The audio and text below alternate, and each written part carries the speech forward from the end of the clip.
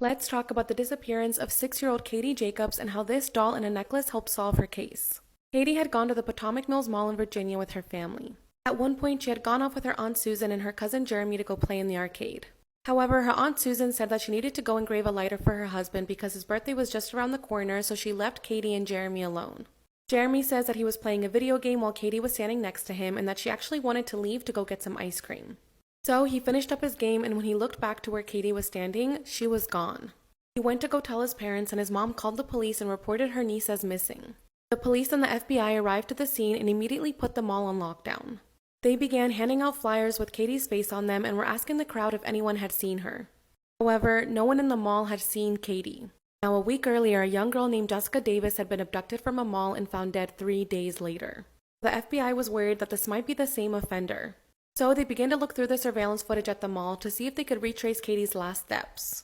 They spot her leaving the arcade, and you can see her looking over at someone that's standing next to her, possibly walking alongside her, but they can't make out who this person is. Then, 7 seconds later, Katie disappears. There's no other footage of Katie leaving the mall, so they believe that she and her abductor are still inside. A canine dog tracks Katie's scent and leads police to a trash can. Inside the trash can, they found Katie's necklace. The clasp was broken, and it appeared as if someone had ripped this necklace from Katie's neck. With this information, the FBI no longer believes that Katie's abduction is related to Jessica Davis. This seems personal, and whoever ripped the necklace from Katie's neck did it with rage. Since they now believe that this is a family abduction, FBI agent Reed and Morgan head over to Katie's house to see if they can find any clues. There, they find this doll in Katie's room. They believe that this doll represents how Katie feels. She feels dirty and ugly. And Agent Reed and Morgan believe they know why. So back at the mall, FBI agents ask Katie's mom how she got this necklace. And she says that Katie just found it at school one day. Now, this necklace was very expensive, so there's no way that Katie just randomly found this at school. So why did she lie to her mom about it? This is when the FBI begins to get suspicious of Katie's family, so they interrogate Katie's Aunt Susan and her Uncle Richard separately. During his interrogation, Uncle Richard actually reveals that he hasn't smoked in over a month. Why did his wife Susan say that she left Katie and Jeremy alone to go and grave a lighter for him, if he hadn't even smoked in over a month? When the FBI confronts Susan with this, she breaks down. She reveals that her husband Richard has been abusing Katie and that he was the one that gave her the necklace to keep quiet. Susan knew about the abuse, and instead of helping her niece, she decided to abduct Katie and get rid of her. She figured that if Katie was gone, then her husband would go back to loving her. She ends up telling the police where she hid Katie, and thankfully she was found alive and reunited with her family. Both Richard and Susan were arrested. Thankfully, this is a fictional story from the show Criminal Minds. If you want to watch the FBI's Behavior Analysis Unit catch more bad guys and solve more cases, you can watch Criminal Minds on Hulu. Let's talk about what happened to 15-year-old Eva DeBrule and how she vanished after mowing her front lawn. Eva DeBrule was born on May 25, 1962 and was from Rock Hill, South Carolina. She was the youngest of 7 children, and unfortunately 4 of her siblings had passed away. So now it was just her parents, her 2 sisters Tammy and Elaine, and Eva. Eva is described as being a very shy and sweet girl. She wasn't really the type to go out with her friends, she didn't have a boyfriend, and she really wouldn't do things behind her parents' back. If she was planning on going out, it was normally to go to school, to go to church, or occasionally to go to the movies. So we're going to fast forward to the summer of 1977. Eva had just graduated from Castle Heights Junior High, and she was planning on attending Rock Hill High School in the fall. Back in the 70s, Rock Hill was described as being a very safe town. Kids would be out playing in the street without a care in the world, and people wouldn't lock their doors. Eva and her family lived on a pretty big property with 2 houses, one of which her grandmother lived in. On Wednesday, June 29, 1977, Eva woke up that morning and decided to help out her parents by mowing the front lawn. As she was mowing the front lawn, her father Willard was inside the house and her mother Opal was actually sleeping because she had just gotten back from a night shift. At around 11 a.m., Willard, who was a mechanic, got called into work, so he left the house and said goodbye to Eva as she was just finishing up the lawn. Eva said goodbye to her father and then walked back inside the house to make herself a fresh batch of iced tea. An hour later, at around noon, her mother Opal woke up and went to go check on Eva. She walked into the kitchen and noticed that there was a fresh pitcher of iced tea and a glass full of ice just left on the kitchen table. The TV was on in the living room and it was playing the PTL Club, which was a Christian show that Eva liked to watch, and the recliner was out as if someone had just been there watching TV. Opal is looking at all of this and she just figured that Eva was the one who left all of this out. However, as she's looking around the house, she doesn't see Eva anywhere. So she goes outside, and that's when she comes across Eva's flip-flops just sitting on the front lawn. Now, at first, Opal wasn't thinking that anything sinister had happened. She just assumed that maybe Eva and her father had gone next door to have some lunch with her grandmother. Because remember, Opal was sleeping when Willard had gotten called into work and while Eva was mowing the lawn, so she didn't know that any of that had happened. So Opal turns off the TV and then goes back to sleep. A few hours later, at around 4 p.m., she gets woken up by Willard, who's asking her if she has seen Eva. That's when she learned that Willard had gotten called into work at 11 a.m., and that 5 hours had passed since anyone had seen or spoken to their daughter. So they called the police and reported their daughter as missing. Now at first the police believed that Eva was a runaway. They figured that it was the summertime, so she most likely ran away with a boyfriend or with some friends and was going to come back later.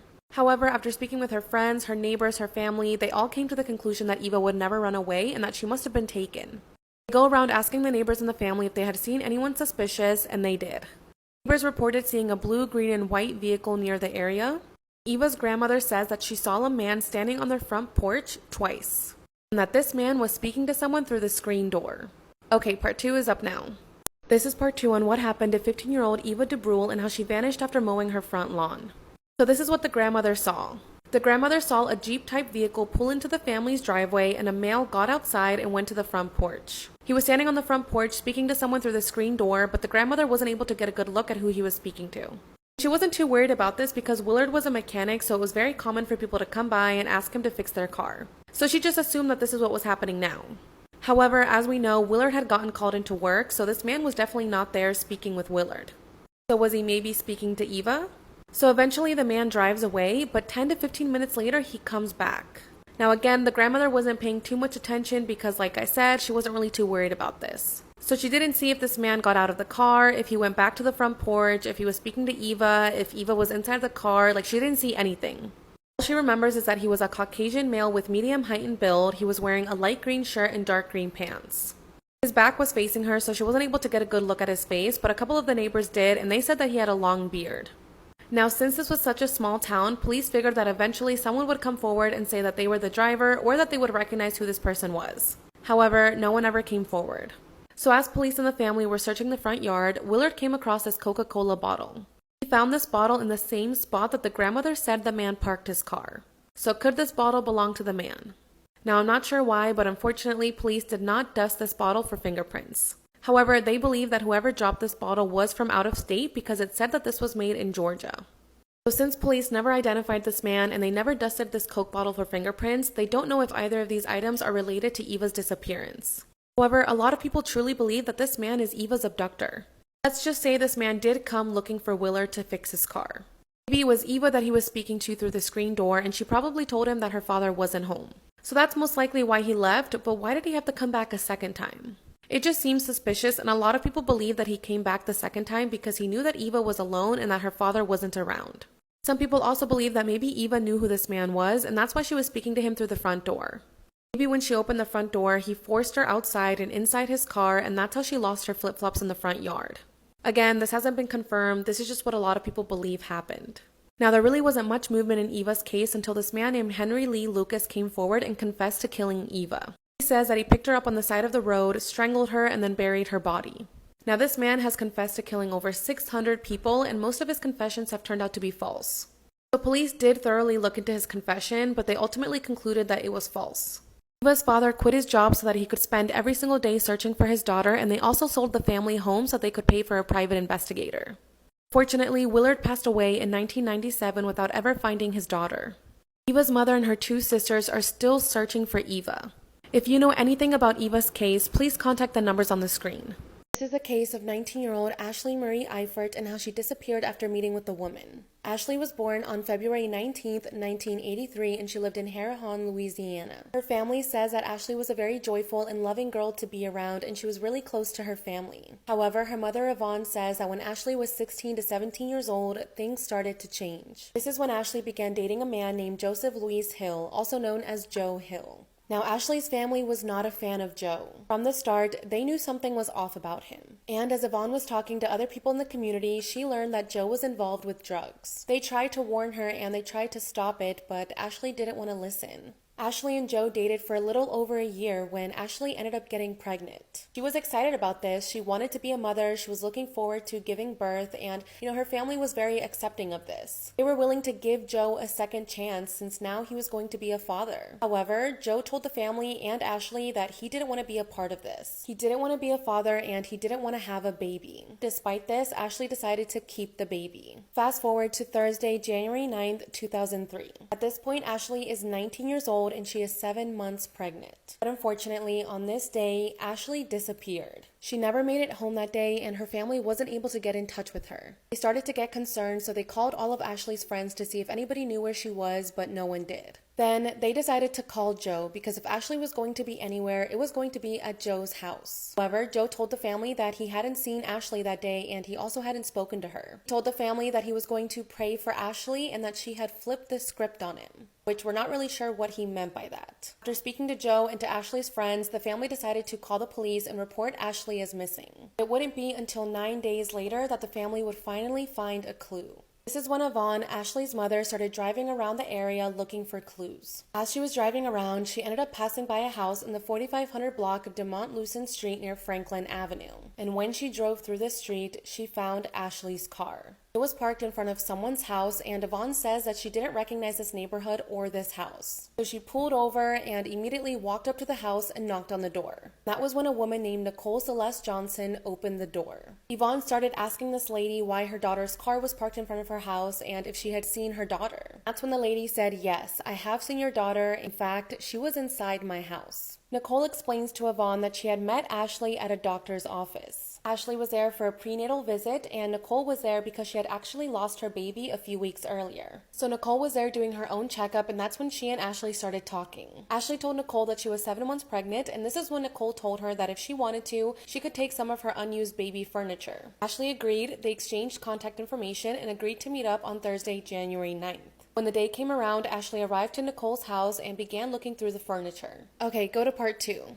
This is part 2 on the case of 19-year-old Ashley Marie Eifert and how she vanished after meeting with a woman. So Ashley is at Nicole's house looking through the baby furniture, and this is when Nicole says that Ashley got on the phone and began arguing with someone. Now, she doesn't remember who this person was, but she assumed that it was her boyfriend, Joe. Apparently, Ashley had asked Joe to come by with his truck and help her pick up the furniture. But for some reason, Joe didn't want to come. So that's why they were arguing over the phone, and then Nicole says that Ashley started to walk out and go back to her car. She tried to get her car to start, but for some reason it wouldn't work. Then Ashley decided to get out of her car and walk across the street to a Shell gas station. And that was it. That was the last time that Nicole saw Ashley. Now, Yvonne listens to all of this and she's pretty confused. First of all, Ashley never told anyone about this meeting. She never told anyone that she had met this lady at the doctor's office and that this lady was going to give her baby furniture. It just seems odd that Ashley would keep this interaction to herself.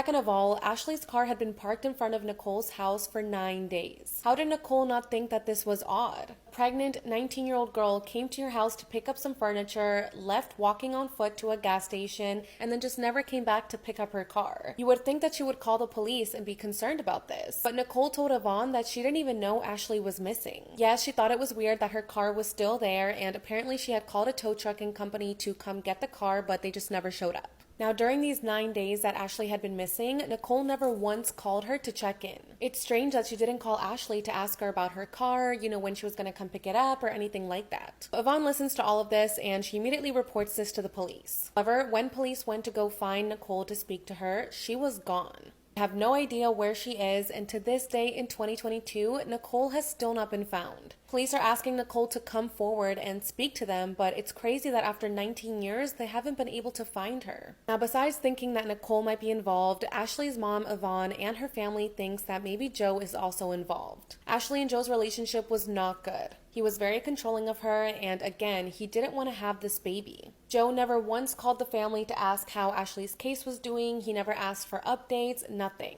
And when police went to go look for him, he was also gone. Crazy how slow the police reacted. They had reacted as soon as Yvonne notified them about Nicole and about Joe. They probably would have found them. To this day, Nicole and Joe have never been found or questioned. Yvonne isn't sure if Nicole had something to do with her disappearance, if Joe had something to do with her disappearance, or if they worked together. But she definitely believes that either one of them was involved, and she believes that Ashley's disappearance was because of her baby. For some reason, the police are just acting very slowly on this case. Now, the family feels like they need to take things into their own hands, so they started a GoFundMe to raise funds to hire a PI.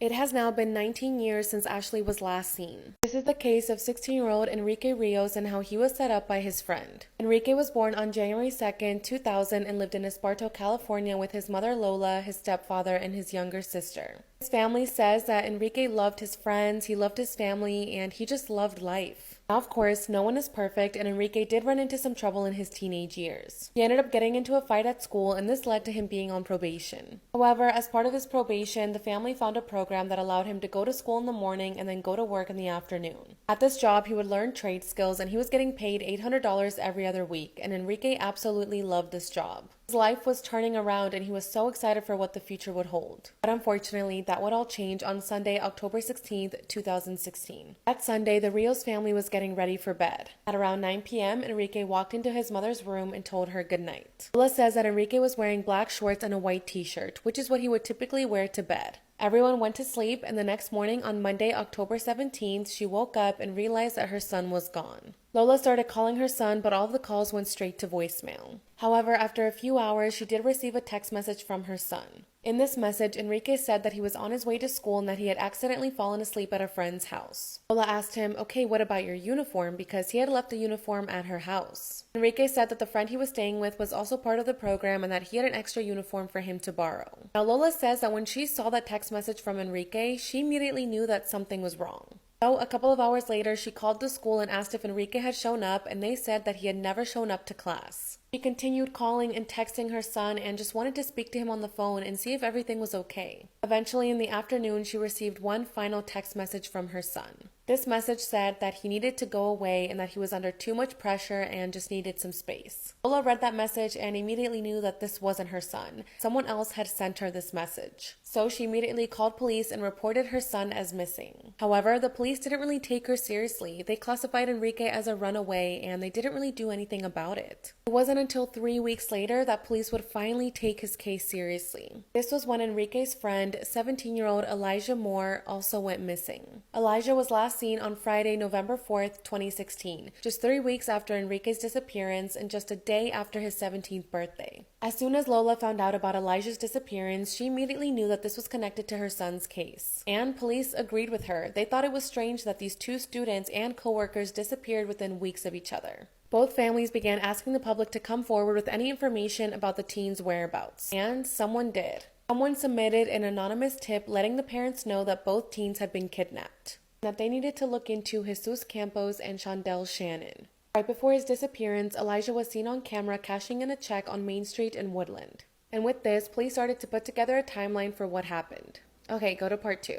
This is part 2 on the case of 16-year-old Enrique Rios and how he was set up by his friend. So police started looking into Shondell Shannon and into Jesus Campos, and that's when they realized that more people were involved in this. And 2 years later, on June 7th, 2018, police released the names of the 4 men involved in the case. They charged then 27-year-old David Frost, his 21-year-old brother Jonathan Frost, 21-year-old Shondell Shannon, and 18-year-old Jesus Campos with kidnapping and murder charges in connection with the teen's disappearance. The number one question everyone had was, what happened? Where are Elijah and Enrique? Well, Jonathan came forward and told police that in exchange for a plea agreement, he would tell them everything, and he would even testify against his own brother David. The prosecution accepted his deal and Jonathan began to talk. He says that this all started back in October of 2016. This is when 17-year-old Elijah Moore met with David Frost at a KFC parking lot and robbed him of 3 ounces of this. This made David very angry, so he called up his brother Jonathan and told him about the robbery and about how he wanted to get revenge. He said that he wanted to find Elijah and kill him. So David called up the other members of the group and they sat down and started to make a plan. Shondell and Jesus started hitting up Elijah's friends to see if any of them would know where he was. And that's when Shondell got the idea to message Enrique, lure him out, and have him give up Elijah's whereabouts. Now, Enrique literally had nothing to do with this. He wasn't there during the robbery. He wasn't a part of this friend group. He literally had no connection. The only connection he had was that he was friends with Elijah. that was it. So on Sunday, October 16th, 2016, Shondell messages Enrique and invites him out to a party. However, there was no party. Instead, they lured him out to Knight's Landing. There, at the secluded location, David began to interrogate Enrique and told him to lure Elijah out. However, Enrique refused. He told David that he didn't want to be a part of this and that he didn't want to set his friend up. This made David angry, and instead of letting Enrique go, he decided to shoot him in the head. All because he wouldn't give up his friend. After this, the foursome continued on with their life. They still wanted to get revenge on Elijah, and 3 weeks later, they spotted Elijah leaving a barbershop on Main Street. They kidnapped him, they put him inside the trunk of a car, and they took him out to Knight's Landing. At first, David told Elijah that he wasn't going to die, that he was just going to punish him by driving him far out and making him walk home by himself. However, when they arrived to Knight's Landing, they took Elijah out of the car and put him inside a ditch. Then, they all took turns beating him with sticks and branches. Then, David shot him in the back of the head.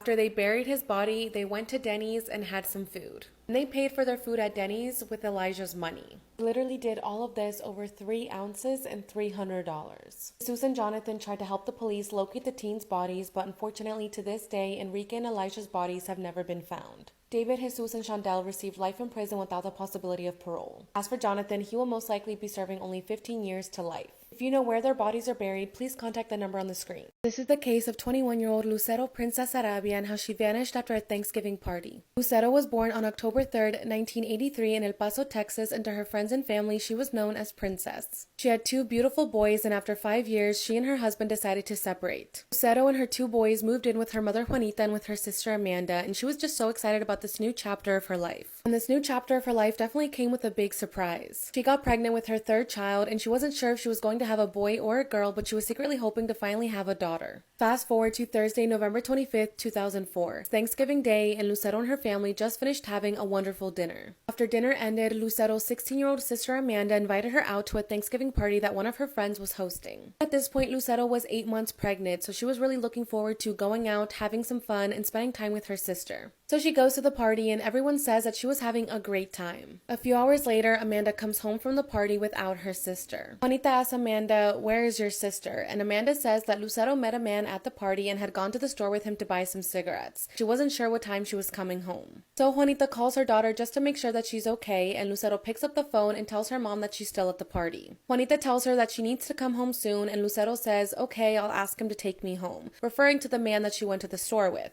However, a couple of hours pass by and it's now 2 a.m. and Lucero is still not home. Juanita starts to get worried, so she calls her daughter one last time. Lucero picks up the phone and tells her mom that she's still with the man from the party and that he was giving her a ride home. However, as they were driving home, the man decided to stop by his own house at the Kingswood Manor apartments. Lucero told her mom that she was now sitting outside of his apartment just waiting for him to finally take her home. Juanita tells her daughter, "Okay, just come home soon, it's getting late." Lucero tells her, "Don't worry mom, I'll be home in a bit." And then their phone call ended. Later that morning at 7 a.m., Juanita wakes up and sees that her daughter is still not home. She begins to call Lucero's phone, but all of the calls go straight to voicemail. Overall, she called her daughter 28 times, and not once did her daughter pick up the phone. So she starts calling around trying to find the identity of the man that gave her a ride home, and she finds out that it's a man named Richard Chavez. So she goes to his apartment to look for her, and that's when she runs into him. And this is when Juanita decides to confront him. She tells him, "I heard you were giving my daughter a ride home last night. What happened?" Richard says, "Yes, I was giving her a ride home, but then she got mad at me, so she got out of the car and started walking home by herself." Juanita starts asking him questions about where Lucero went or about what time this happened at, and all he says is, "I don't know,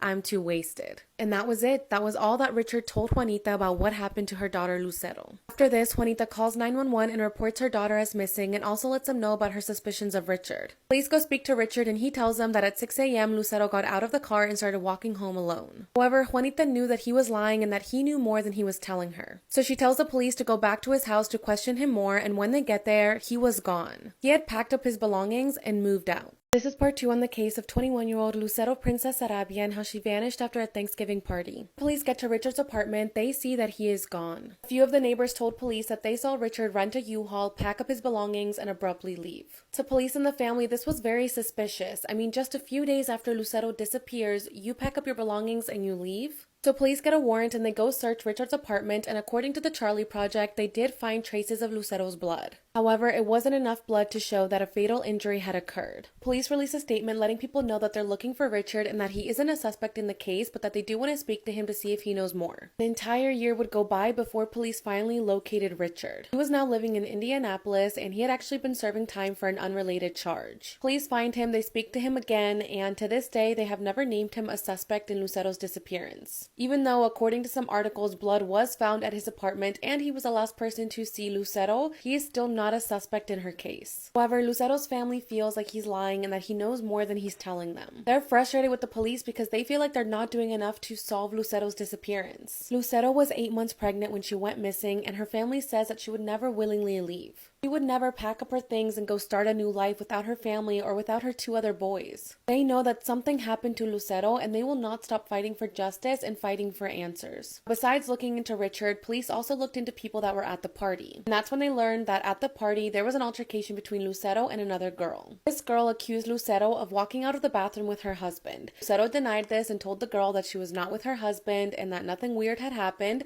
but this girl didn't believe her, and that resulted in Lucero getting kicked out of the party. And that's when Richard stepped in and offered to give Lucero a ride home. Of course, police did question people at the party, and I did read that the girl who was hosting the party has lawyered up. Besides that, that's really all the information available for Lucero's case. It has now been 18 years since Lucero was last seen, and to this day, she has still not been found. Her 2 young boys have had to grow up without their mother, and her family wonders, what happened to her unborn baby. They did call around to local hospitals to see if a pregnant woman had shown up, but no one had.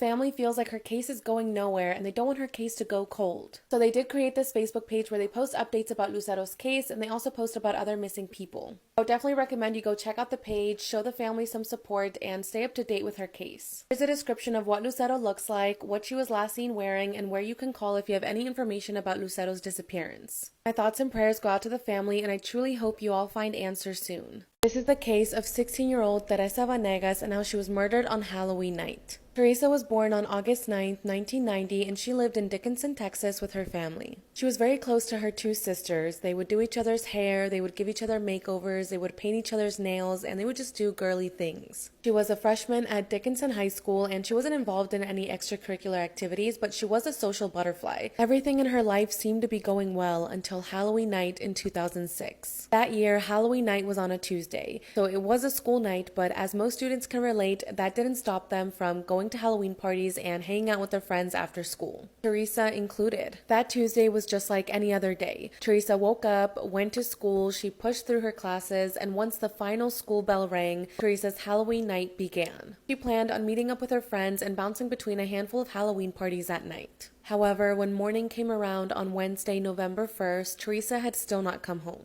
Her parents immediately knew that something was wrong, and they called 911 and reported their daughter as missing. The family began calling around Teresa's friends to see if they could find any information, and they determined that Teresa was last seen near Green Cay subdivision on foot at around 11 p.m. But that's it. That's the last time that anyone had seen Teresa, and since then, she had disappeared. 3 days would pass since Teresa was last seen, and unfortunately on Friday, November 3rd, family's worst nightmare became a reality. At around 12:21 p.m., police received a phone call letting them know that a body had been found. That morning, a man had been riding his dirt bike when he stumbled across the body of a young girl. This girl was lying face down in a puddle of water, her shirt had been ripped off, her pants had been pulled down to her knee, and her shoes were missing. Her belt had also been tightly wrapped around her neck, and she had cuts and bruises on her body. The description of the young girl matched the description of Teresa Vanegas, so the police called her family and let them know that they might have found her body. Teresa's mother, Jeanette, was not able to see her daughter's body in person to make the confirmation, so instead police sent her a photo of her daughter's body, and that's how she was able to confirm that this was in fact 16-year-old Teresa Vanegas.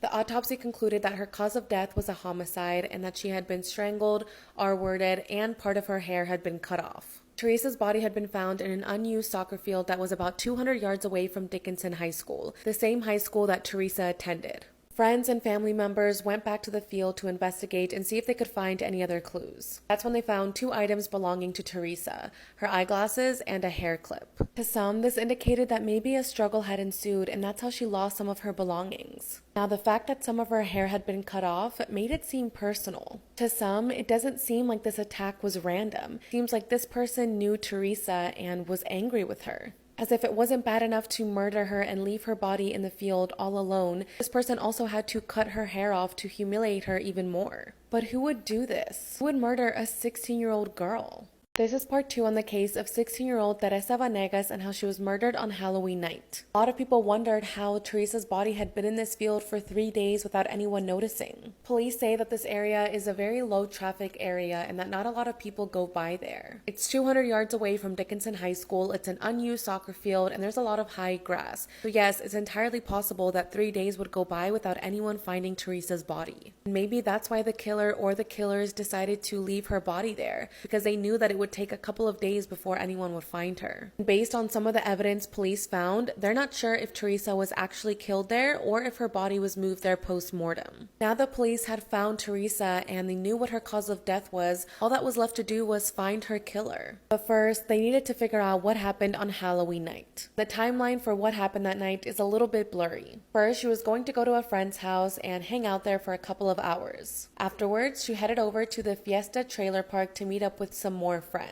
Then at around 10 p.m., Teresa ended up calling a 19-year-old boy that she had met online.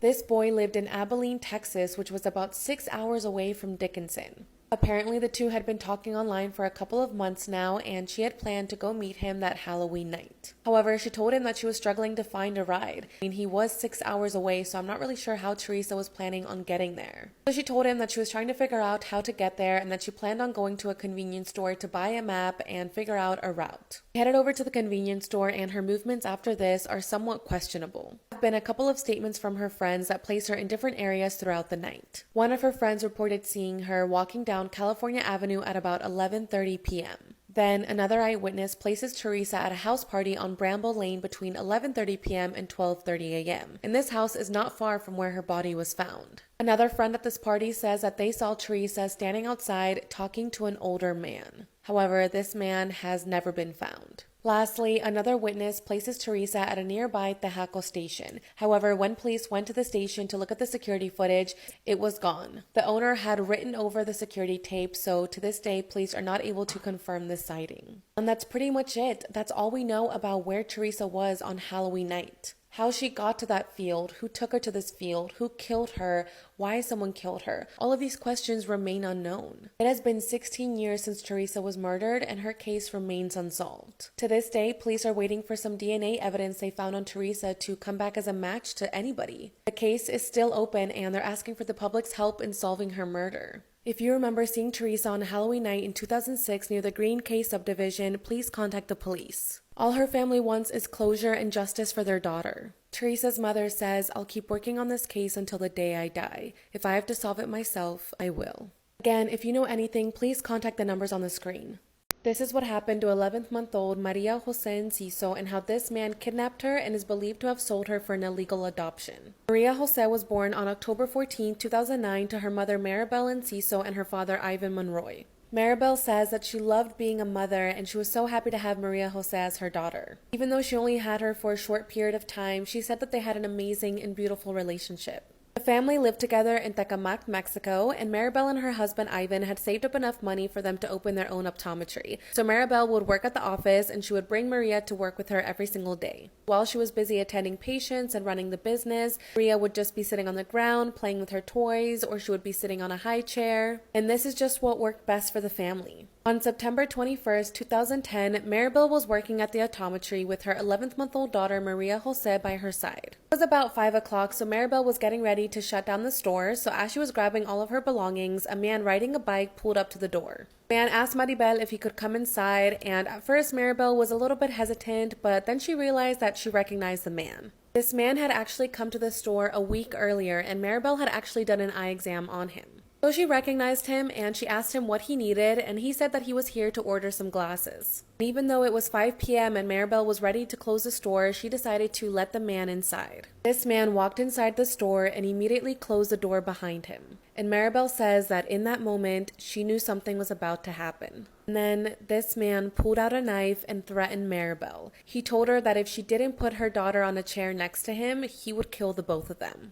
So because Maribel feared for her life and also feared for her daughter's life, she did exactly what he said. She put her 11-month-old daughter Maria Jose on a chair, and then the man walked over to Maribel and slit her throat. She fell to the ground, and then she saw the man walk over, pick up Maria Jose, pick up a computer, and then leave the store. Somehow Maribel got the strength to get up and crawl outside and ask for help. Police and an ambulance quickly arrived, but unfortunately it was too late. Maria and the man were already gone. Maribel was immediately rushed to the hospital, and doctors didn't have high hopes for her. They believed that she would most likely not survive, and if she did survive, she would most likely never be able to speak again. She was in a coma for an entire week, and thankfully she was able to survive. She woke up, she had her voice, and she immediately began asking for her daughter and for her husband. That's when she learned that her daughter was still missing and that the number one suspect to police was her husband, Ivan. I understand that police always look at the family first, but Ivan had a clear alibi for the day Maria went missing, and there were witnesses that saw him at work. Police clearly had tunnel vision, and for an entire week they solely focused on Ivan. However, now that Maribel was awake, she told police that Ivan was not the one that kidnapped her daughter and gave them a clear description of the man. And a month later, police had finally found the man, Cesar Crespo Garcia. This is part 2 on what happened to 11th-month-old Maria Jose Enciso and how this man kidnapped her and is believed to have sold her in an illegal adoption. So a month after Maria's kidnapping, a man named Cesar Crespo Garcia was arrested. And he wasn't arrested because he kidnapped Maria. He was arrested because he had R-worded a 14-year-old girl. The mother of the 14-year-old girl was so angry with Cesar that she decided to print flyers with his face on him and place them all over the community. Well, Maribel saw this photo and she immediately recognized him as the man that kidnapped her daughter Maria Jose. She told police this information, and as he was being arrested for the R-wording of the 14-year-old girl, they also began to question him for the kidnapping of Maria Jose. And he confessed. He admitted to everything. Cesar says that after he kidnapped Maria Jose, he brought her to his parents' home and told his parents that Maria was his own daughter. He said that the baby mama was a drug addict and that now he was going to be taking care of their child. Of course, his parents doubted him and they were a little bit confused because they had no idea that their own son had a child, but they still took Maria in and took care of her. They believed their son, but one day they were watching TV and that's when they saw Maribel on the news asking people to be on the lookout for her missing daughter. That's when they realized that their son was lying, and instead of calling the police and handing Maria over to her parents, they just decided to kick the son out of the house. That's when Cesar took Maria and brought her to live with him in another apartment. He knew he wouldn't be able to take care of Maria on his own, so he decided to kill her, wrap her in a blanket, and throw her in the river. However, police went and they searched the river and they ended up finding the bodies of 2 men, but they didn't find the body of a little girl. Besides that, when police went to go investigate his apartment, they saw that he had a handful of baby food, baby clothes, diapers, all of this baby supplies. It wasn't just enough supplies for Maria. It seemed like this was enough supplies for multiple babies. Because of this, police believe that Cesar Garcia is lying and that he actually sold Maria in an illegal adoption. Unfortunately, they believe that this might not be the first time that he has done this. They believe that he might be part of an organization and that he received help in kidnapping Maria. He arrived to the eye doctor's office in a bicycle, so how was he able to ride his bike carrying Maria and carrying a computer at the same time? Police believe that he must have had help and that there was someone else waiting in a car nearby to help him escape. On top of that, all of the baby supplies in his apartment makes it seem like this is something that he frequently does. Cesar was sentenced to 82 years in prison for the attempted murder of Maribel and for the R-wording of the 14-year-old girl. Unfortunately, to this day, he refuses to tell Maribel where Maria is. Maribel continues to fight for justice and she won't stop until her daughter is found. She believes that her daughter is still out there and she needs the public's help in finding her. Maribel created this Facebook page that I highly recommend you guys follow to keep up to date on Maria's investigation. She is asking for people to share her daughter's photo, flyer, and story and to help spread the word. She believes that her daughter is still alive and she wants Cesar to just tell her the truth. If you know anything about what happened to Maria, please contact the number on the screen. This is what happened to 14-year-old Jennifer Ertman and 16-year-old Elizabeth Peña, and how an anonymous tip helped solve their case. Both girls were from Houston, Texas, and they were best friends. Elizabeth's dad, Adolfo, says that Jennifer was an amazing influence on his daughter. Jennifer was a positive person, she was caring, she was intelligent, and she was just an overall amazing friend. And Elizabeth was just as amazing. She was a social butterfly and she was really into makeup and fashion. On Thursday, June 24th, 1993, the girls attended a pool party with some of their friends. The girls got to the party at 8 p.m. and before they knew it, their 11:30 p.m. curfew was quickly approaching. Now, the girls were worried that they weren't going to make it home by their 11:30 p.m. curfew, so they decided to take a shortcut through TC Jester Park. This meant that the girls were going to have to walk through the park alone, in the dark, and they were going to have to cross a railroad bridge to get home. However, they knew that this would save them about 10 to 15 minutes of time, so the girls walked inside the park and headed home. The following morning, on Friday, June 25th, Jennifer's parents woke up and realized that their daughter wasn't home. They figured that maybe Jennifer had slept over at Elizabeth's house, so they called Elizabeth's parents, but the girls weren't there either. The parents immediately began searching for their daughters and were passing out flyers all over the community. Then, 4 days after the girls disappeared, an anonymous tip was sent in to the Crime Stoppers unit, letting them know exactly where they could find the bodies of the girls. This caller said that the girls' bodies were at the TC Jester Park next to the bayou, and when police arrived to the scene, they found the bodies. 14-year-old Jennifer Ertman and 16-year-old Elizabeth Peña were lying on their back, just a couple of feet apart from each other, and were badly decaying due to the summer heat. An autopsy was conducted and determined that the girls' cause of death was strangulation. Now that the bodies were found, police were determined to find whoever was responsible for their deaths. Even though the tip made to Crime Stoppers was anonymous, police decided to trace the call. And this leads police to the home of Joe and Peter Cantu. Joe identified himself as the anonymous tipster, and he also gave police the name of 5 men, and he told them, these are the guys that killed the girls. One of the killers was Joe's own brother, Peter Cantu. So this is what happened the night that Jennifer and Elizabeth were murdered. As I mentioned earlier, the girls decided to take a shortcut through TC Jester Park. As the girls were crossing the train tracks, they ended up passing by 2 men, who were later identified as Roman and Frank Sandoval. Now, the brothers didn't say anything to the girls or vice versa. They all just kind of went their own way. However, it turns out that these brothers had just finished attending a gang initiation that was occurring at the park. This initiation consisted of 6 men, all between the ages of 14 to 18 years old. Now, it would have been amazing if the brothers could have warned the girls and told them not to continue walking that way because a gang initiation was happening. But at the end of the day, they didn't. The girls walked past the brothers, and I believe Elizabeth was a little bit ahead of Jennifer. She was the first one to encounter one of the gang members, Jose Medellin. Jose attempted to grope Elizabeth, and she just brushed him off and continued walking away. But Jose went up behind her, grabbed her by the neck, and then dragged her down the incline to where the other gang members were waiting. Okay, go to part 2.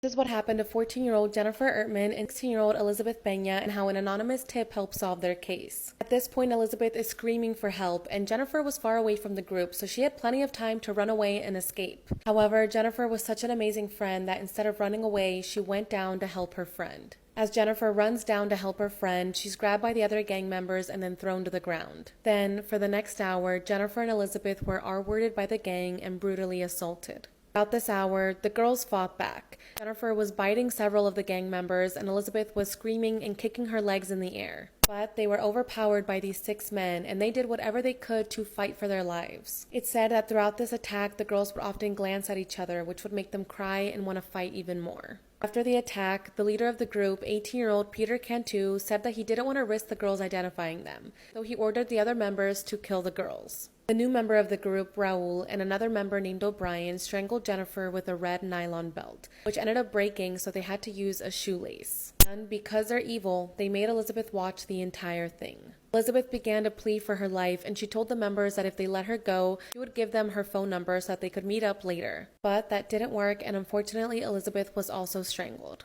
After this, a couple of the members headed over to Peter's house, where he lived with his brother Joe. The boys walked into Peter's house and they were bragging about what they had just done in front of Joe and in front of his wife, Christina. The boys admitted to everything, and Christina told her husband Joe that she felt so disgusted by what they had done and that they needed to call the police. Joe was a little bit hesitant because he was scared of what his brother might do if he found out that he was the one that turned himself in. But in the end, Joe was the one that made the anonymous call. On June 29, 1993, all 6 members were arrested and their trials began. In the end, 5 out of the 6 members were sentenced to death.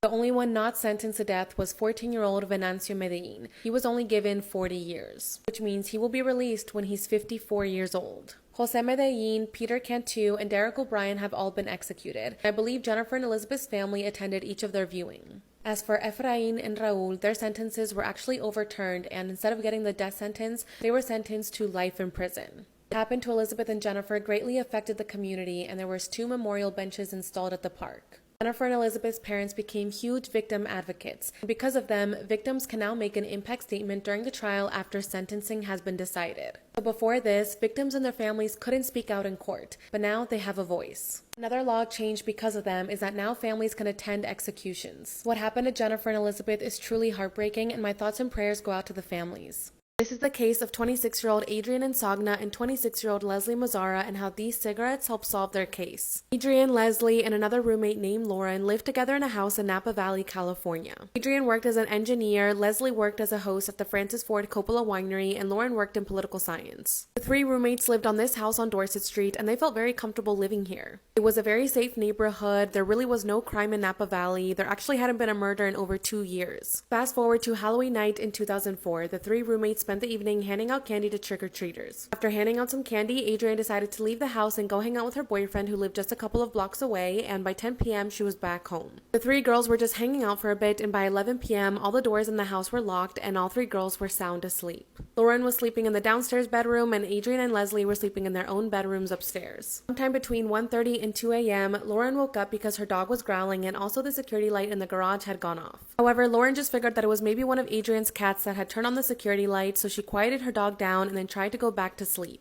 However, within a few minutes, she was woken up by the sound of a blood-curdling scream. Lauren jumped out of bed and just stood there for a second trying to figure out what was going on. Then she quietly and slowly walked over to her bedroom door and opened it. And that's when she heard her roommate Adrian screaming, "Oh my God, please help." Before Lauren could move, she suddenly saw the intruder running down the stairs. Something in her gut told her to run outside, so that's what she did. She was hiding in the backyard and she could hear the intruder struggling with the living room blinds. Then, all of a sudden, it got quiet. No longer heard the intruder, but she could still hear her roommate screaming from upstairs. Without knowing if the intruder was truly gone, Lauren ran back inside the house and went to go help her roommates. When she walked into Adrian and Leslie's bedroom, she was met with a horrific sight. Leslie was lying face down on a pile of clothes, and Adrian was crouching behind her bed, still alive but bleeding heavily. Lauren ran downstairs, grabbed her cell phone from her bedroom, and then started driving away while calling 911. Within a few minutes, police arrived to the scene, but unfortunately, both Adrian and Leslie had been stabbed numerous times and were pronounced dead on the scene.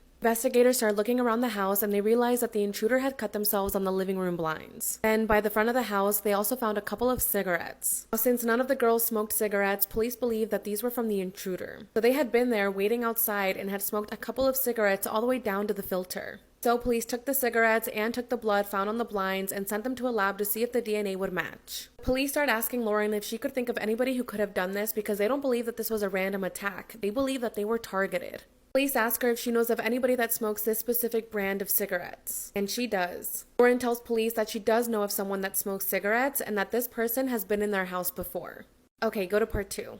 This is part 2 on what happened to 26-year-old Adrian Insogna and 26-year-old Leslie Mazzara and how these cigarettes helped solve the case. Lauren tells the investigators that she does know who smokes cigarettes and that this person has been in the house before. She points them to 27-year-old Eric Koppel. Eric is the husband of Adrian's best friend. Adrian had a coworker named Lily and they had a very close relationship. They were literally best friends. In fact, after Adrian was murdered, Lily realized that life was too short, so she decided to go ahead and marry her high school boyfriend Eric Koppel.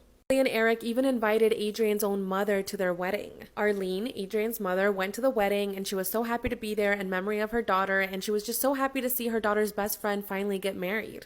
Eric had even gone to Adrian's funeral. He had gone to Adrian and Leslie's vigil light candles. He had consoled Adrian's mother. Lily even did an interview on TV where she was telling people to be on the lookout for someone that had cuts on them or for someone that was acting unusual. She was frustrated because her best friend's killer had still not been caught yet, and she said, "Somebody must know something." Lauren tells police about Eric Koppel, and to her surprise, they had never once interviewed him or obtained his DNA. It's just crazy because police had gone through Adrian and Leslie's inner circle and they had interviewed everybody, obtained DNA sample from them, and they never once thought of Eric. It's crazy that for a year they overlooked him even though he was the husband of Adrian's best friend.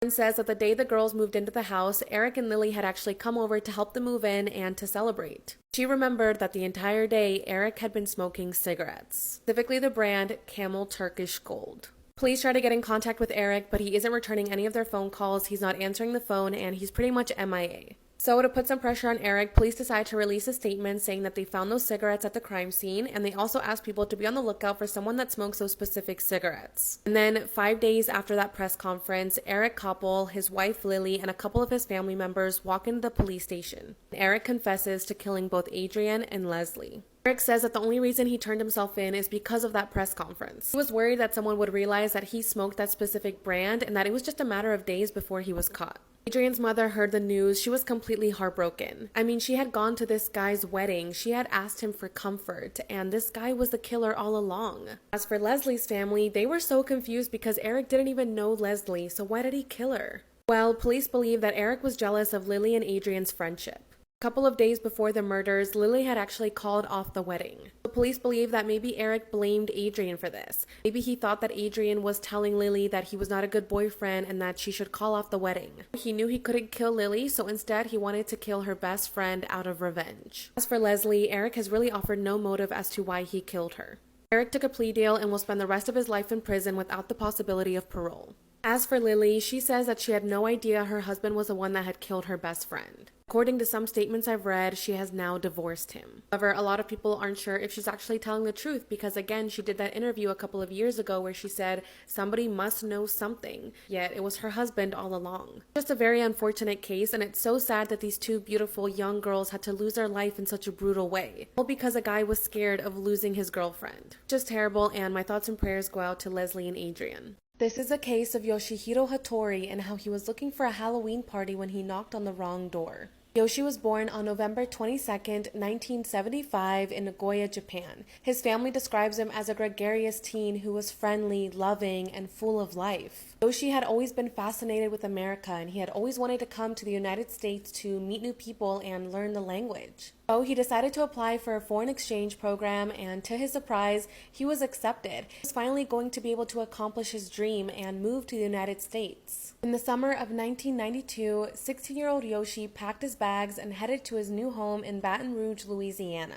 Yoshi was going to be staying with a host family that consisted of Dr. Holly Haymaker, her husband Richard, and their 16-year-old son Webb. Holly says that as soon as she picked up Yoshi from the airport, he had made a huge impression on her. He wasn't shy or quiet around the family, and he quickly made friends with Webb.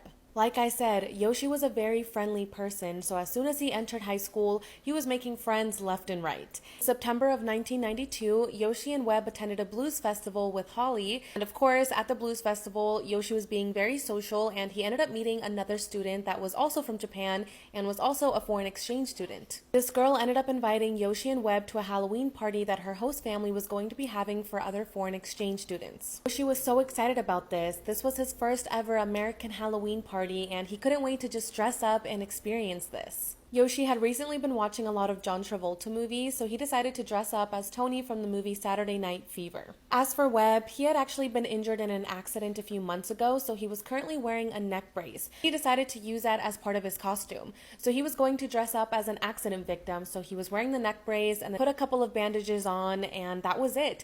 No one was wearing fake blood, no one was wearing a scary mask, nothing. So on Saturday, October 17th, 1992, Yoshi and Webb headed over to the party. The girl's address was 10131 East Brookside, and Webb wasn't really too familiar with this area, so he was a little bit lost. When Webb finally arrived to the correct street, he ended up finding a house that was covered in Halloween decorations and had a couple of cars parked in the driveway, so he figured that this is where the party was. But it wasn't. He was supposed to go to house 101, but he ended up stopping at house 103, just 5 doors down. When they got there, it was around 8:15 p.m., and again, this is just a couple of days away from Halloween. Webb and Yoshi walked up to the front door, they rang the doorbell, they waited a few seconds, but when no one came out to greet them, they walked away. They just figured that they simply had the wrong house. Meanwhile, inside the house, a woman named Bonnie Pierce is looking at the boys through her side door window. She quickly opens the side door, looks at Webb, and then looks over at Yoshi and gets immediately scared. She quickly slammed the door shut, she locked it, and then ran over to her husband Rodney and told him, "Get your gun." Then, without hesitation, Rodney grabbed his weapon and headed to the door. Webb immediately notices the weapon and realizes that this is a dangerous situation, so he starts yelling at Yoshi to step back. But at that point, Yoshi was walking towards Rodney and telling him, "We're here for the party, we're here for the party." Rodney yells at Yoshi and tells him freeze. It's believed that Yoshi didn't understand the slang word for freeze, so he continued walking towards Rodney, and that's when Rodney pulled out his weapon and shot him in the chest. Okay, go to part 2. This is part 2 on the case of Yoshihiro Hattori and how he was looking for a Halloween party when he knocked on the wrong door. Rodney fired a shot at Yoshi, and then he slammed his door shut and walked back inside. Meanwhile, Yoshi fell to the ground and was still conscious but crying because of his pain. Webb ran over to a neighbor's house and asked him to come help and to also call 911. At this point, the neighbor didn't know that his neighbor Rodney was the one that had just shot this young, unarmed boy. So he started yelling at the house, asking them to come out and to also help. And the only thing that Bonnie said was, "Go away." 40 minutes later, an ambulance arrives, and unfortunately, en route to the hospital, Yoshi passed away due to blood loss. When Yoshi's family heard the news, they immediately booked a flight and headed over to Louisiana. Holly was nervous to meet the Hattori family in person because she felt like this was her fault. She was supposed to keep their son safe, and he had died under her watch. However, when they finally met in person, the first words out of Yoshi's mother's mouth were, "How is Webb?" Of course, they weren't mad with the haymakers. I mean, this wasn't their fault. They knew that the only person responsible for this was Rodney Pierce. After the incident, police brought Rodney down to the police station. They questioned him, but then they released him. They felt like he didn't do anything wrong. He was just trying to stop an intruder from trespassing into his home. However, the Hattori and the Haymaker family were not going to let him go, so they worked with the Louisiana governor to finally charge him with manslaughter. Before the trial began, Rodney's attorney Lewis actually asked them if they could set aside their grief over the dead boy and give Pierce a fair trial. A couple of Rodney's neighbors even started a defense fund and were trying to collect money for him to help him out. They were even angry that he was being charged with manslaughter in the first place. They felt like he was in his right to defend his home and that Yoshi and Webb were intruders. Bonnie testified at the trial and said that when she first saw Webb, she was kind of confused because it looked like he had been in an accident. It wasn't until she saw Yoshi walking towards her that she feared for her life. Bonnie said that he looked really scary, and she even said, "I guess he appeared Oriental. He could have been Mexican or whatever." She assumed that these two boys were going to hurt her, so that's why she ran in and told her husband to get the weapon. She says that there was no thinking involved. None of them sat down to think about why they were doing this, what the consequences of these actions were going to be, nothing. Now, when Rodney testified, he said that he had never seen his wife so scared, so that's why he didn't hesitate and ask her, "Why do I need to get my weapon? What did you see?" Also said that Yoshi was moving in a very weird and strange way, so that's why he was scared, and that's why he decided to fire his weapon. The trial lasted 7 days, and in the end, the jury found Rodney Pierce not guilty and acquitted him of all charges. The Hattori family filed a civil lawsuit against Rodney, and the judge concluded that self-defense was not necessary and that there was no reasonable justification for killing Yoshi. The Hattori family was awarded $100,000, and they used that money to start a memorial fund for Yoshi. I did make a donation to the fund, and my thoughts and prayers go out to the Hattori family. We need to talk about what's happening with Dr. Rose Cotter and how everyone around her is smiling like this. So Rose is a psychiatrist who is seeing a patient named Laura. Laura tells her that she has been experiencing something sinister. She claims she sees something that no one else can see, and that it's smiling back at her. As she is saying this, she looks up at Rose and begins to freak out. She falls back on her chair and ends up shattering a vase that was on the coffee table. Rose immediately runs to the phone to ask for help, and when she turns around to look at Laura, she sees her standing there, smiling. She's holding a piece of the broken vase and then uses it to carve out her smile. And then she dies. Of course, Rose is in shock and doesn't understand why this happened. So she listens back to the tape recordings from her session with Laura and is stuck at the part where she says, "It's smiling at me." Rose is wondering who was smiling at Laura. As Rose tries to recover from this incident, she goes back to work at the hospital, but begins to experience her own sinister occurrences. The first instance happened when she was walking past a patient's room and saw a man just sitting on his bed, smiling at her. So she approaches him and tries to get him to snap out of it. When he does, he begins to scream at her, saying, "You're going to die." This freaks Rose out, so she begins to work with a detective to try to figure out what's going on. This detective says that he found 20 cases involving 19 victims who all experienced the same thing, someone smiling at them. And each person only made it a week before dying. Now it's been 4 days since Rose's patient died. This means that she only has a few days left to figure this out and escape this new horrifying reality before she's next. If you want to see what happens next, you can watch Smile in theaters on September 30th. Spooky season is just around the corner, so you definitely don't want to miss out on the psychological thriller. This is the case of Princess Doe and how someone confessed to her murder in 2005, but it wasn't until 40 years later that police were finally able to close the case. On Thursday, July 15, 1982, a gravedigger working at the Cedar Ridge Cemetery in Blairstown, New Jersey, noticed a chain and a crucifix lying in the dirt. As he walked closer to the wooded area, he discovered the body of a young girl. He immediately called the police, and Lieutenant Kranz arrived to the scene and began to investigate. Kranz figured that the case would be solved quickly, that he would find some type of identification on the young girl and then notify her family about her death. However, when he turned over the girl's body, he realized that she had been badly beaten and that her face was unrecognizable. So Kranz started looking at her clothing to see if he could find any type of clues, and this is what she was wearing, and she also had light brown shoulder-length hair, and she wasn't wearing any underwear, stockings, shoes, or socks. She also didn't have any type of identification on her. The medical examiner determined that her cause of death was blunt trauma to the face and head with multiple fractures, and the ME also said that there were defensive wounds on the girl's arms and hands. She was a fighter, and she tried to stop her attacker. Unfortunately, since her skull was smashed into pieces and she was so badly beaten, the medical examiner could not determine her eye color. What they did know about her was that she was a white female between the ages of 14 to 18 years old. She was 5'2", about 110 pounds, had both ears pierced, and she had also never been pregnant or given birth.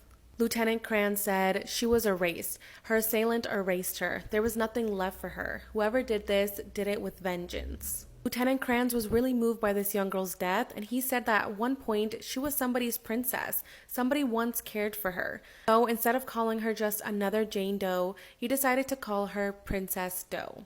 He said that he didn't want to bury her yet because he was hoping that her parents would come forward and claim her, but they never did. So 6 months later, members of the community and the police force gathered together to raise money and hold a funeral for Princess Doe. Her headstone read, "Princess Doe, missing from home, dead among strangers, remembered by all. Born, ? Found July 15, 1982. At one point, Lieutenant Kranz put Princess Doe's clothing on a mannequin, and he invited members of the press and members of the community to come look at the clothing, take photos of it, and help spread the word. His hope is that someone would look at the clothes and recognize them and realize that this was their missing daughter, their missing sister, their missing friend. Now, a few people did come forward and said that they owned this exact skirt and that they had bought it at a dress store in Long Island. This wasn't the only time that Long Island had come up in the investigation. On May 5, 2005, a written letter was delivered to the New Jersey police, and it was sent from a man named Arthur Kinlaw, who lived in Long Island. So back in the 80s, Arthur Kinlaw moved between different areas of Long Island and ran a blank ring with his wife Donna. In June of 1998, Arthur and Donna were arrested for fraud, and during this investigation, one of their former blanks came forward and said that they had killed a woman named Linda. In order to save herself from a life sentence, Donna turned on her husband. This is part 2 on the case of Princess Doe and how someone admitted to murdering her in 2005, but it wasn't until 40 years later that police were finally able to close the case. Donna told the police that her husband Arthur was responsible for the deaths of numerous women. She said that Arthur would kill people that refused to work the street for him, and that back in July of 1982, the same year that Princess Doe was found, Donna says that Arthur had brought home a young girl who was about 16 to 18 years old, came home with her, and then after a while they both left. But when Arthur came back, he was alone. Girl was now gone, and he had cleaned out his car, and he had also washed the clothing that he was wearing.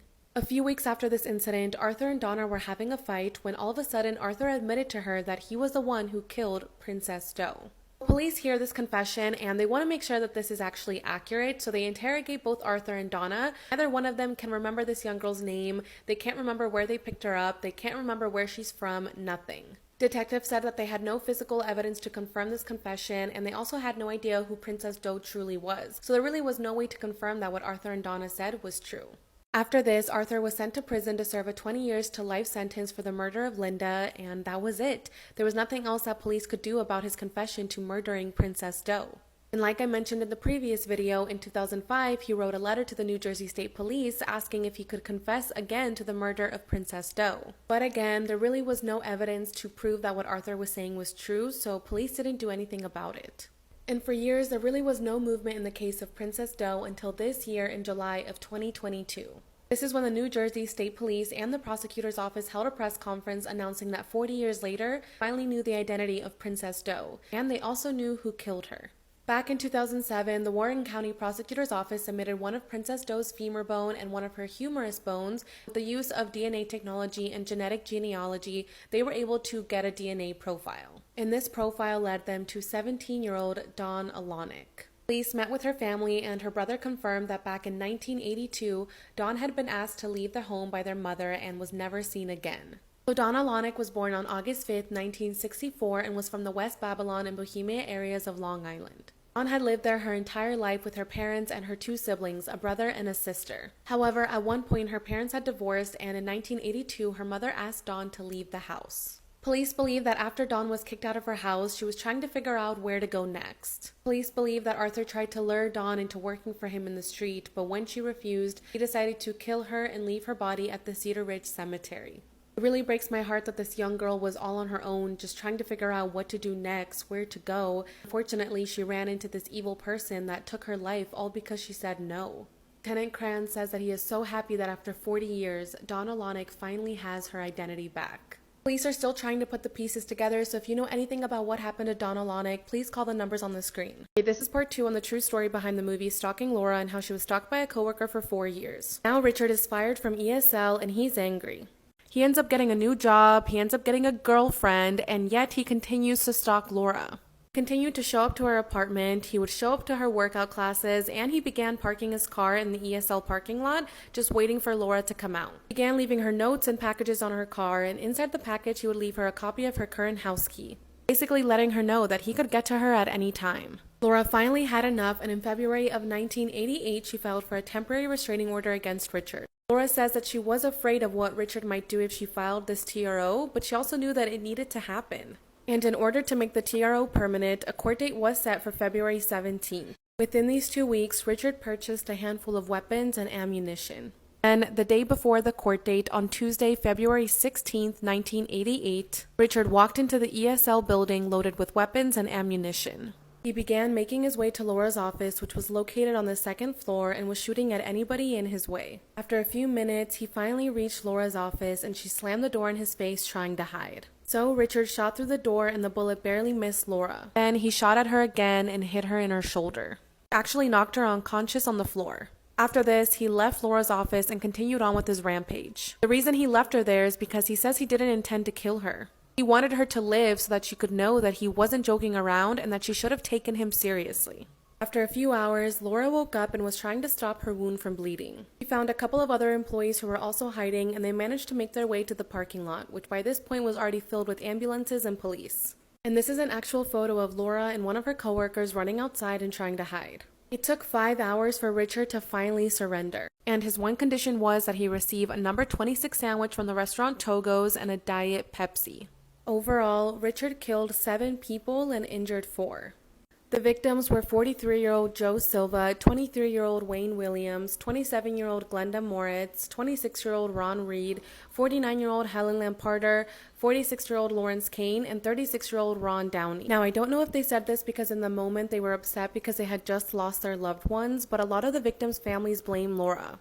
I feel like it's wrong to blame Laura because what else could she have done? She moved multiple times, she changed her phone number, she reported it to HR, and they still let him work there.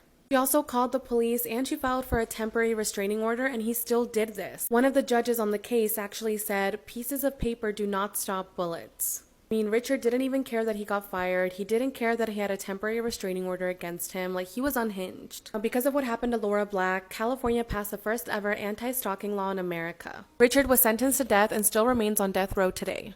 As for the movie, Laura Black said that she did help with the writing because she wanted to tell her story in her own way. Definitely makes you realize that stalking should never be taken lightly. This is the true story behind the movie Stalking Laura and how she was stalked by a coworker for over 4 years. Laura Black was 22 years old when she made the move from Virginia all the way to Sunnyvale, California in April of 1984. She had just landed her dream job as an engineer at a high-tech defense contractor called ESL. On her first day of work, she was given a tour of the building and was introduced to all of her new coworkers. This is when she met a man named Richard Wade Farley. He was a computer technician and had been working at ESL for over 9 years. His coworkers describe him as quiet and shy, and they say he was just generally a nice guy.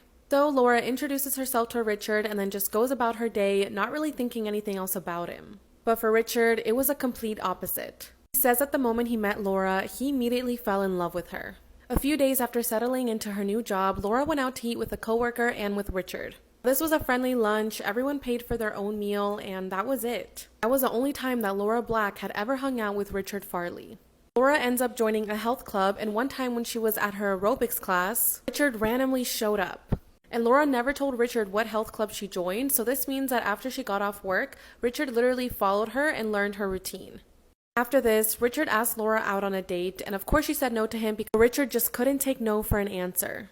He began leaving gifts and cards on her desk. One time Laura walked into her office at work, and Richard was already inside just waiting for her with some homemade bread that he wanted to gift her.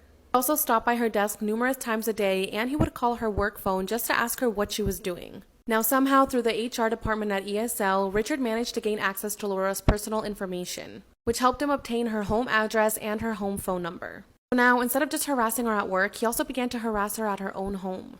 He would circle around her house, he would park his car across the street and just stare at her. He also would just sit outside for hours trying to break into her garage. Of course, anytime Laura saw him doing this, she immediately told him to leave. But Richard just didn't care. He continued to show up to her house, he continued to try to break in, and he also began calling her on her home phone number. He would call her on the phone to ask her what she was doing, and he would call her to ask her out on dates. Honestly, he was so delusional. He would call Laura and be like, listen, I'm going to stop by your house at 8 p.m. to pick you up for a date. And of course, Laura would never call him back. She would never confirm this date. She would never talk to him, nothing. Even though he never even heard back from Laura, he would still show up to her house at 8 p.m. ready for the date. Laura would tell him to leave, and he would just laugh about it and not really take her seriously.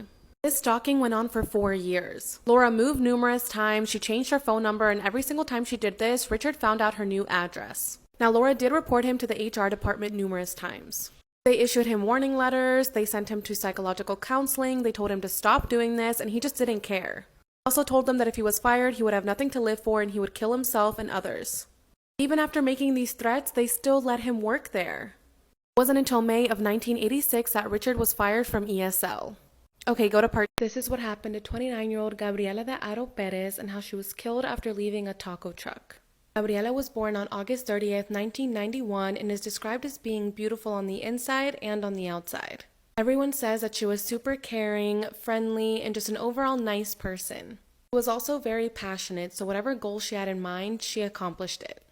Gabriela loved beauty and makeup, so she attended cosmetology school and she also attended school to become a dental assistant.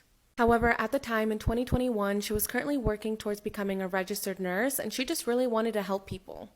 So Gabriela was married to a man named Aaron, and their marriage was just amazing. They were really happy together, and they were even thinking of buying a home soon. They owned this cute little Frenchie named Biggie, and their life just seemed to be going great. So on January 2nd, 2021, Aaron and Gabriela's day was just like any other. Later that night, they planned on watching the new Disney movie named Soul, and they wanted to go get some food to enjoy while they watched the movie. So at around 10:16 p.m., they placed a phone order for some tacos and headed over to El Sazón de las Gorditas to pick up their food. And this taco shop was located on the corner of Amar Road in West Covina, California. So they pull up to the taco truck and Gabriela stays in the car while Aaron gets down to go pick up the food. Aaron gets all of their items and then he gets back inside the car and starts driving home so that they can enjoy these tacos and watch the movie. They end up approaching a red light on Azusa Avenue and they just sit there waiting for it to turn green. While they were waiting, Aaron was suddenly stunned when he heard a loud pop. Then, all of a sudden, he started to feel a sting on his arm and he realized that the glass inside of his car had shattered and that the broken glass was cutting up his arm. Now keep in mind, all of this happened in a matter of seconds, so he didn't even understand what was happening and he was just so confused. So Aaron looks over at his wife Gabriela and he sees her sitting there unresponsive. He also notices a bullet hole coming in through the back passenger window and that the bullet had hit Gabriela in the back of her head. Aaron tried his best to save Gabriela and she was taken to a local hospital where she did put up a fight, but unfortunately the next day Gabriela was pronounced dead. My heart breaks for Gabriela's family and especially for Aaron because he was there when it happened. Like just imagine you're having a movie night with your wife and your girlfriend or your boyfriend and you decide to go get some food. And then as you're heading home, your partner is shot in the head and killed right next to you. It's just crazy how your life can change in a few seconds, so my thoughts and prayers go out to Gabriela's family. Now, Gabriela was an organ donor, so in the end, she was able to fulfill her dreams of helping others because she was able to donate her organs to people in need and save their life. Now, there were no cameras at the intersection and no witnesses, so no one really knows what happened. Okay, go to part 2. This is what happened to 29-year-old Gabriela de Aro Perez and how she was killed after leaving a taco truck. There were no cameras at this intersection, and no witnesses have come forward saying that they know who might have done this or that they saw a car near the scene. Nothing. Police believe that this is related to gang violence and that this was a drive-by shooting and that Gabriela just happened to be at the wrong place at the wrong time. Gabriela's family did speak in front of the city council of West Covina, and they told them that if they had done a better job of protecting the streets and if they had taken gang violence more seriously, then this might have not happened. People have been writing to the city and to the police station saying that they need to do something about this because the crime has gone up, gang violence has gone up, drive-by shootings are happening more often, and nothing is being done about it. Gabriela's friends and family just want people to be more aware of gang violence, and they just want the city of West Covina to do something about it. They don't want this to happen to anybody else, and they just don't want other families to have to go through the same thing they're going through. This day in September of 2022, Gabriela's murder remains unsolved. There's no leads, no suspects, there's really nothing to show that the police have been working to solve this case. Honestly, Gabriela's case has very little coverage. At the start, I know Aaron was able to get influencers such as I Love Sarai and Desi Perkins to repost Gabriela's story on Twitter, which is just absolutely amazing because they have such a big platform. And Gabriela was a huge fan of Desi and I Love Sarai, so it's amazing that they were able to repost her story. Hopefully they can share this video and continue to spread awareness on Gabriela's death. Aaron is also doing an amazing job at continuing to spread awareness on his wife's story. Now, there is a $50,000 reward for any information that can lead to an arrest and that can lead to Gabriela's case being closed. So if you know anything about what happened on January 2nd in West Covina, California at this intersection, please come forward and help the family by calling the number on the screen. Again, my thoughts and prayers go out to Gabriela's family. Gabriela was so young and she had so much to live for, so I'm truly sorry for your loss. I hope and pray that you all receive answers and closure soon. This is what happened to 10-year-old Amberly Mendoza and how someone climbed through her bedroom window. Amberly Ann Mendoza was born on December 28, 1985 and was born and raised in Yuma, Arizona. She loved eating pizza, rollerblading, drawing pictures, and spending time with her family. Amberly always made time to be with her family, and she was very close to her two sisters, Jordan and Rita. On Friday, March 8, 1996, the Mendoza family started their day off just like any other. The kids were on break from school, so they would spend the morning playing and just hanging out with the family. That night, the family was planning on hosting a barbecue with some family and friends. So the day goes along and the family begins to prepare for the barbecue. Amberly's older sister Jordan and her aunt stepped out of the house real quick to go to the store. When they came back home, they noticed something strange. There was a car parked in their driveway with a man just sitting inside, staring at their house. At first, the aunt thought that this might be another family member that arrived early to the party or a friend, but once they got a closer look at this man, neither one of them recognized him. As soon as this man realized that Jordan and her aunt were staring at him, he quickly peeled out of the driveway and drove off. Now, Jordan and her aunt did think this was weird, but they didn't really think much about it and they just went about their night. Soon, other family members and friends began trickling in and everyone was just having a good time at this barbecue.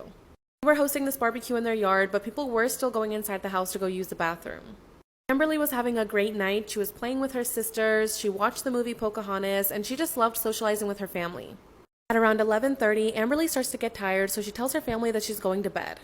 She says goodnight to the people at the party and then walks over to her bedroom and cracks the window open to let in a breeze. Amberly's room was on the ground floor, and she normally shared this room with her sisters, but on this specific night, her sisters actually went to go sleep at their grandmother's house, and Amberly was supposed to go with them, but for some reason she decided to stay behind. So tonight, Amberly was the only person sleeping in this room.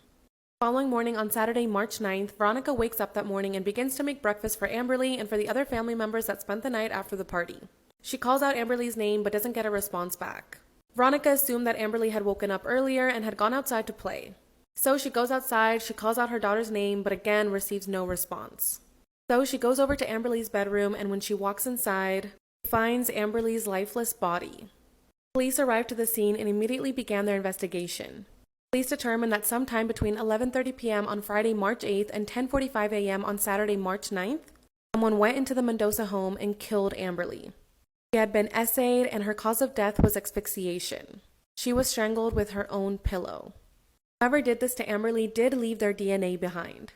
There was also no sign of forced entry, so police assumed that the perpetrator came in through Amberly's window. Other family members were home during this time, but no one heard anything. Police did test the DNA they found against other family members, and none came back as a match. As the family was reflecting on Amberly's death, they began to remember some strange incidents that occurred before. Like Amberly seeing a man outside her window before. Okay, go to part 2. This is part 2 on what happened to 10-year-old Amberly Mendoza. Amberly's older sister Jordan said that there were a few nights when Amberly would wake her up and tell her, "Jordan, there's someone outside my window."